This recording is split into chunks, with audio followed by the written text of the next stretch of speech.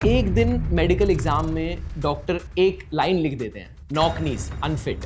जब आप सीधे खड़े होते हो और नीज एक साथ टच करते हैं तब एंकल्स के बीच का गैप मेजर किया जाता है। अगर ये डिस्टेंस 8 सेंटीमीटर से ज़्यादा है तो ये नॉर्मल नहीं माना जाता। CRPF, BSF, CISF, SSB, Delhi police, state police forces. अब बात करते हैं जो मिस्टेक्स लोग करते हैं जिनसे बचना जरूरी है। नमस्ते, मेरा नाम डॉक्टर पुलक वातस्या है। मैं एक ऑर्थोपेडिक और जॉइंट रिप्लेसमेंट सर्जन हूँ। हजारों बच्चे हैं इस देश में जो रात को 2 बजे तक पढ़ते हैं। UPSC, SSC, NDA, Indian army, police, railways, सालों की मेहनत।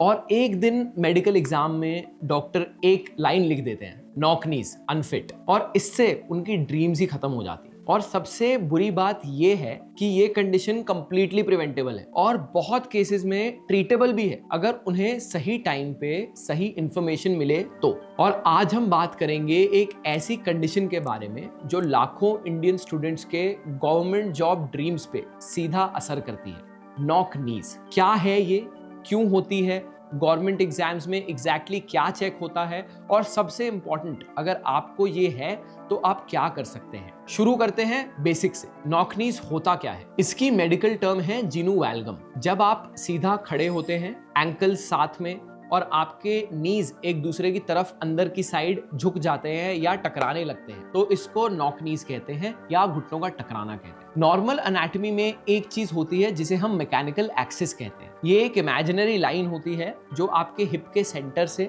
नी के सेंटर से और एंकल के सेंटर से सीधी गुजरती है। इस एक्सिस में नॉर्मली कोई एंगुलेशन नहीं होता। नॉक नीज में ये एक्सिस डिस्टर्ब हो जाती है या अपनी जगह से हिल जाती है। टिबिया यानी कि आपकी पैर की हड्डी, फीमर के रिलेटिव जो आपकी थाई की बोन है, बाहर की तरफ जाने लगती है या शिफ्ट हो जाती है। इसका रिजल्ट होता है कि जब आप दोनों एंकल्स टच करते हैं, सीधा खड़े होने पे दोनों नीज के बीच में एक विजिबल गैप बन जाता है। जब आप सीधे खड़े होते हो और नीज एक साथ टच करते हैं तब एंकल्स के बीच का गैप मेजर किया जाता है। उसे इंटरमैल्यूलर डिस्टेंस बोलते हैं। नॉर्मल अडल्ट्स में ये डिस्टेंस 8 सेंटीमीटर से कम होना चाहिए। अगर ये डिस्टेंस 8 सेंटीमीटर से ज्यादा है तो ये नॉर्मल नहीं माना जाता। अब एक चीज और देखते हैं, टिबियोफिमोरल एंगल, मतलब थाई बोन जिसको हम फीमर बोलते हैं और लेग बोन जिसको हम टिबिया बोलते हैं, उसके बीच का एंगल। अगर ये एंगल भी अब नॉर्मल है और साथ में एंकल का गैप 8 सेंटीमीटर से ज्यादा है तो इस कंडीशन को क्लिनिकली सिग्निफिकेंट नॉक नीज यानी जीनू वैल्गम कहा जाता है। नॉर्मेटिव डाटा के हिसाब से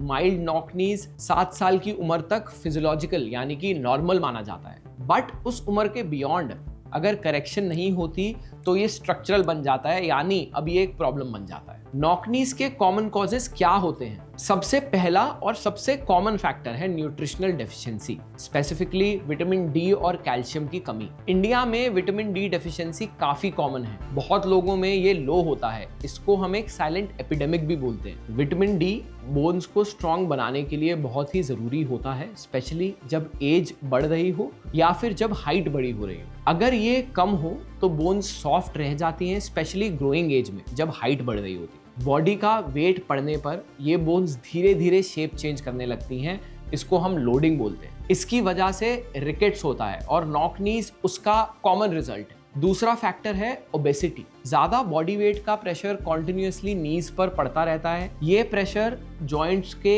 एक साइड पे ज्यादा लोड डालता है। टाइम के साथ ये अलाइनमेंट को बिगाड़ देता है तो आपकी टिबियोफिमोरल एक्सिस चेंज हो जाती है। तीसरा कॉमन फैक्टर है फ्लैट फुट, जिसे पेस प्लानस बोलते हैं। फ्लैट फीट में फुट की आर्च गिर जाती है, इससे पूरा लेग का अलाइनमेंट इफेक्ट होता है। फुट से स्टार्ट होके ये प्रॉब्लम नीज तक जाती है और नॉक नीज को वर्सन करती है, बढ़ा देती है। ये एक चेन रिएक्शन होता है। चौथा फैक्टर है सेडेंटरी लाइफस्टाइल और वीक मसल्स, स्पेशली हिप के बाहर की मसल्स जिनको हम अबडक्टर्स या ग्लूटियस मीडियस बोलते हैं। ये मसल्स वॉकिंग और रनिंग के टाइम नीज को स्टेबल रखती हैं। अगर ये वीक हो तो नीज अंदर की तरफ कोलैप्स करने लगते हैं और इवेंचुअली नॉक नीज जैसी डिफॉर्मिटी बढ़ जाती है। नॉक नीज पता कैसे लगता है और उसके सिम्टम्स क्या होते हैं? नॉर्मली पेशेंट्स हमारे पास या तो पेरेंट्स के रूप में आते हैं जिनके बच्चे बार बार गिरने लगे हैं भागते हुए। बच्चे जब भागना शुरू करते हैं अराउंड 7-8 साल की उम्र के आसपास, कई बार ये बच्चे बार बार गिरने लगते हैं क्योंकि इनके घुटने टकराने लगते हैं। ये रीजन ना बच्चों को पता होता है, ना कई बार पेरेंट्स को पता होता है, एंड इसलिए लोग हमारे पास कई बार कंसल्टेशन के लिए आते हैं कि हमारा बच्चा भागते हुए बार बार गिर रहा है स्कूल में। सेकंड कॉमन रीजन जिसके लिए पेशेंट्स हमारे पास आते हैं वो है कॉस्मेटिक रीजन। जब ये बच्चे अडोलसेंट्स बनते हैं, यानी कि 15, 16, 17 साल की उम्र में आते हैं, और ये बच्चे जब टाइट क्लोथिंग पहनने लगते हैं स्पेशली फॉर स्पोर्ट्स, तो ये डिफॉर्मिटी बहुत क्लियरली दिखने लगती है और इन बच्चों को कॉन्शियस करती है। तब पेरेंट्स हमारे पास आते हैं एडोलसेंट बच्चों के साथ जो 15, 16, 17 साल की उम्र के होते हैं, जिनको कॉस्मेटिक प्रॉब्लम्स होने लगती हैं, उनको ये डिफॉर्मिटी अच्छी नहीं लगती या लोग उनको टोकने लगते हैं। तीसरा कॉमन रीजन जिसके लिए पेशेंट्स हमारे पास आते हैं वो है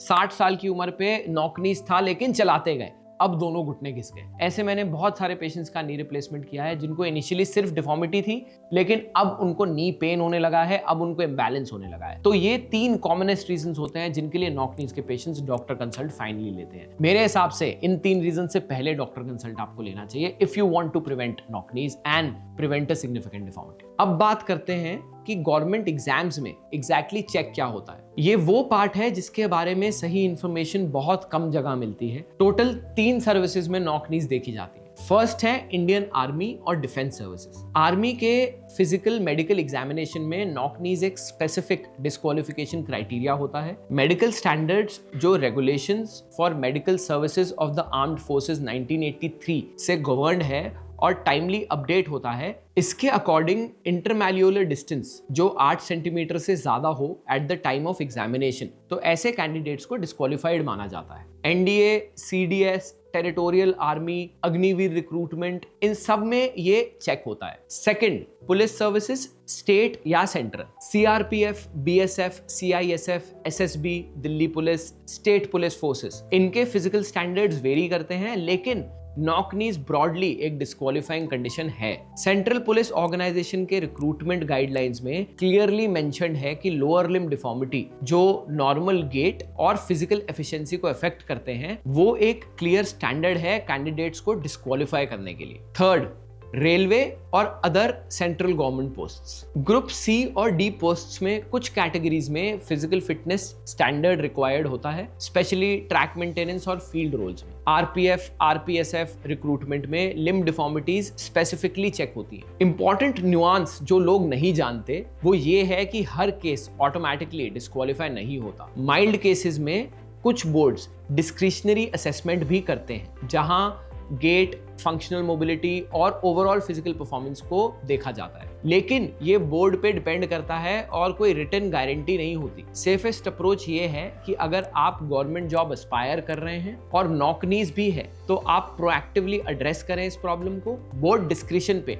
ना डिपेंड करें। क्या ये ट्रीट हो सकता है और कैसे? बच्चे जिनकी एज 10 ईयर्स से कम होती है और जिनकी बोन्स अभी डेवलप हो रही हैं, इसलिए उनकी करेक्शन कैपेसिटी काफी हाई होती है। अगर प्रॉब्लम अर्ली स्टेज में पकड़ी जाए तो सर्जरी की जरूरत यूजुअली नहीं पड़ती। अगर इशू विटामिन डी या कैल्शियम डेफिशिएंसी की वजह से है, जो सबसे कॉमन रीजन है, तो सप्लीमेंट्स देने से बोन स्ट्रांग होती है और धीरे धीरे अलाइनमेंट खुद इंप्रूव होने लगता है। माइल्ड केसेस में स्पेशल शू इन सोल्स यूज किए जा सकते हैं जो फुट को प्रॉपर सपोर्ट देते हैं और वॉकिंग पोस्चर को थोड़ा करेक्ट कर देते हैं। साथ ही फिजियोथेरेपी भी काफी हेल्पफुल होती है, स्पेशली एक्सरसाइजेज जो हिप मसल्स को स्ट्रांग बनाती हैं। इससे ओवरऑल लेग अलाइनमेंट बेटर होता है। इस एज ग्रुप में सर्जरी सिर्फ तब कंसिडर की जाती है जब प्रॉब्लम काफी सिवियर हो या बोन स्ट्रक्चर में मेजर इश्यूज हो। एडोलेसेंट और यंग अडल्ट्स यानी कि 10 से 20 साल के बीच में जो बच्चे होते हैं, ये एक इंपॉर्टेंट फेज होता है। बोन्स अभी ग्रो कर रही होती हैं, लेकिन उनकी सेल्फ करेक्शन कैपेसिटी धीरे धीरे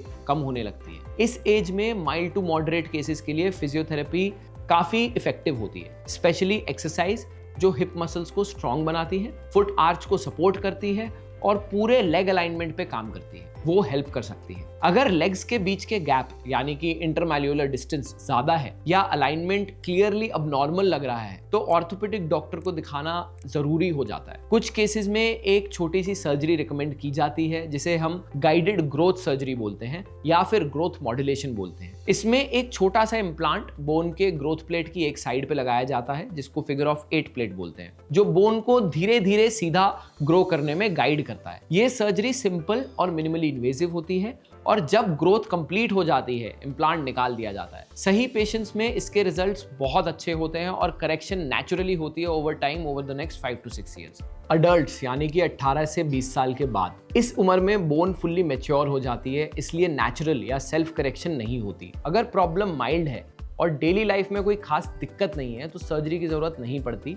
ऐसे केसेस में strength training, proper footwear, insoles, weight control और फिजियोथेरेपी से सिम्टम्स मैनेज किए जा सकते हैं और कंडीशन को वर्स होने से रोका जा सकता है। लेकिन अगर प्रॉब्लम मॉडरेट या सिवियर है और चलने, दौड़ने या डेली की एक्टिविटीज में दिक्कत आ रही है या फिर स्पेसिफिक जॉब जैसे डिफेंस, पुलिस के लिए अलाइनमेंट इंपॉर्टेंट है तो सर्जरी कंसिडर की जाती है। कुछ केसेस और होते हैं जिसके लिए आपको डॉक्टर को दिखाना चाहिए, जैसे कि एक टांग में ज्यादा डिफॉर्मिटी कंपेयर्ड टू दूसरी टांग, रैपिड प्रोग्रेशन ऑफ डिफॉर्मिटी कि अभी तक नॉक-नीज कम था पर पिछले 1 साल में तेजी से बढ़ गया, या फिर उम्र के साथ डिफॉर्मिटी इंक्रीजिंग। ऐसे केसेस में डॉक्टर को दिखाना जरूरी है ताकि हम डिफॉर्मिटी असेस कर पाएं। ऐसे केसेस में हाई टिबियल ऑस्टियोटमी या फिर फिमोरल ऑस्टियोटमी जैसे प्रोसीजर्स होते हैं। सिंपल लैंग्वेज में बोन को कट करके उसे सही अलाइनमेंट में सेट किया जाता है और प्लेट्स या रॉड से फिक्स किया जाता है। ये एक मेजर सर्जरी होती है और रिकवरी में 6 से 8 हफ्ते लगते हैं, लेकिन सही पेशेंट्स में रिजल्ट्स काफी स्ट्रॉन्ग और अच्छे होते हैं और मूवमेंट और फंक्शन में क्लियरली इंप्रूवमेंट आता है। Important note